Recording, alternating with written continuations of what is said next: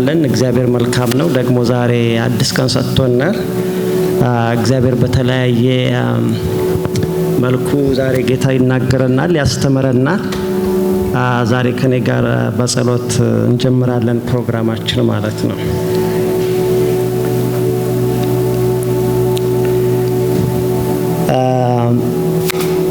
የማቴዎስ ወንጌል ምዕራፍ 28 ከቁጥር 18 እስከ 20 ድረስ ያለውን አነባዋለሁ። ማቴዎስ 28 ከቁጥር 18 እስከ 20።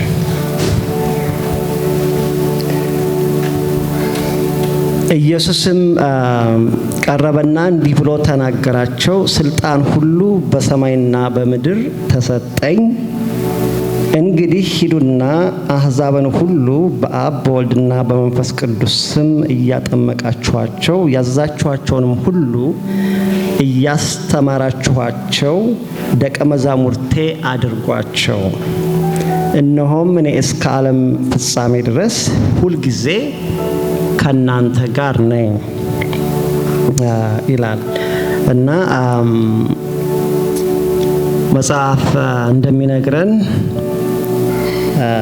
ጌታችን ባለስልጣን የሆነ በምድር በሰማይ እንዲሁም ደግሞ እኛ ጋር የሚሆን የማይተውን እስከ ምድር ዳርቻ ድረስ እስከ ምድር ፍጻሜ ድረስ ወይም እስከ ዓለም ፍጻሜ ድረስ ከልጆቹ ጋር የሚሆን ነው። ይህንን ደግሞ የምስራች ወንጌል ሂዱና ለዓለም ሁሉ እየሰበካችሁ በአብ እያጠመቃችሁና እያስተማራችሁ ደቀ መዛሙርቴ አድርጓቸው። ስለዚህ ወደ ጌታ የመጣ ሁሉ ወደ ጌታ ወደ ተሰበሰበ ሁሉ ወደ እግዚአብሔር መንግስት ወደ መጣ ሰው ሁሉ እግዚአብሔር ዋስትና ሲሰጥና ያለን እዚህ ጋር ዋስትናው ምንድነው? እኔ እስከ ዓለም ፍጻሜ ድረስ ከናንተ ጋር ነኝ።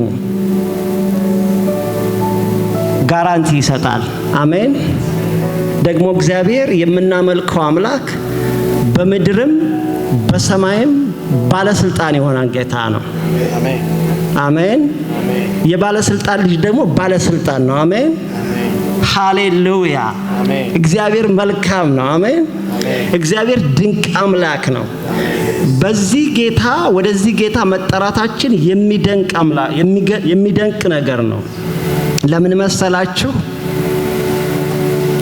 እግዚአብሔር ስለረዳ እንጂ በርካታ ሰዎች ዕውቀት ጥበብ ያላቸው በጣም አዋቂዎች በዕውቀት በማወቅ አልደረስንበትም። በጌታ ምሕረት በጌታ ቸርነት በጌታ ፈላጊነት የተገኘ የህይወት ዋስትና ነው ማለት ነው። ሃሌሉያ ደስ ይላል።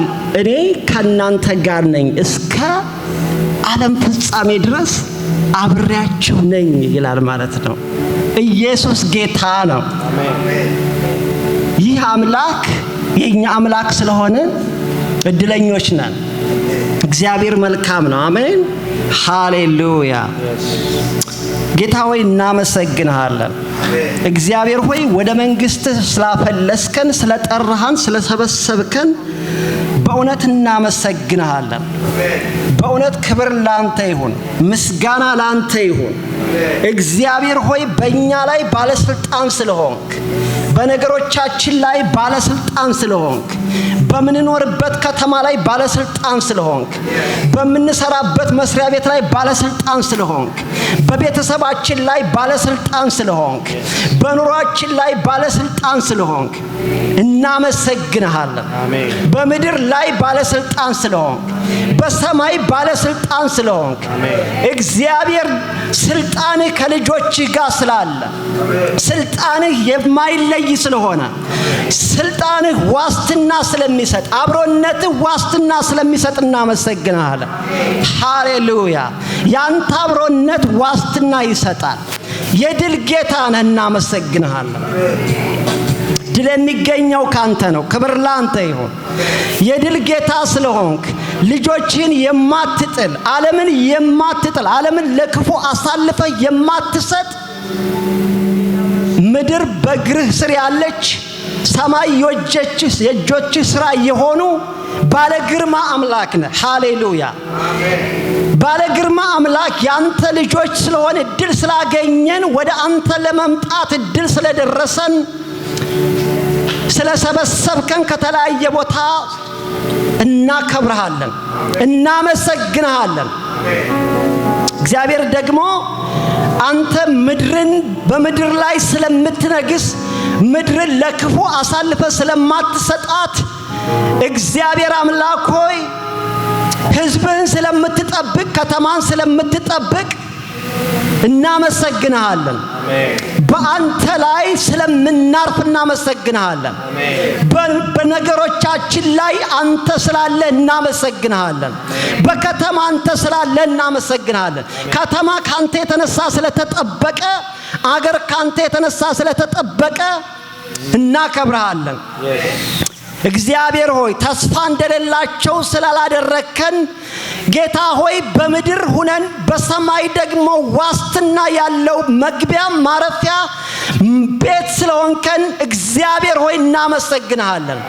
በሰማይ ስላለህን በሰማይ ስለጠራህ እናመሰግንሃለን። ጌታ እግዚአብሔር አንተ ልዩ አምላክ ነህ። ባንተ መጠራት እጅግ ደስ ይላል። ጌታ ሆይ ባንተ መጠራት እጅግ ደስ ይላል። እግዚአብሔር አምላክ ሆይ በኢየሱስ ክርስቶስ ስም ዛሬም ከእንደገና ወንጌልህ ለዓለም ይድረስ። ጌታ ሆይ ዛሬም ከእንደገና ሰዎች በተለያየ አሰራር በድንቅ አጠራርህ በኢየሱስ ክርስቶስ ስም ሰዎች ወደ አንተ ይሰብሰቡ። ዓለም እንደገና ወደ አንተ ትናፍቅ። ጌታ ሆይ ምድር ወደ አንተ ትናፍቅ በኢየሱስ ስም። እግዚአብሔር ሆይ አንተ ታዋጣለህ።